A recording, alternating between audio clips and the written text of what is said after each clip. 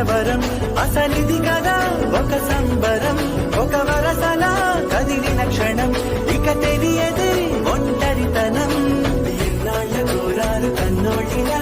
వస్తుంది పోయాయి కన్నీళ్ళిలా ఇల్లంతా మారింది సందళ్ళుగా మీరంతా విందాని వందేళ్ళిలా మనవారే వెనకుంటే మరణాన్ని మరిచేది మనసంతా వెలుగేన ఇక చీకటెళ్ళింది తెల్లారి నవ్వుతోనే 10 మంది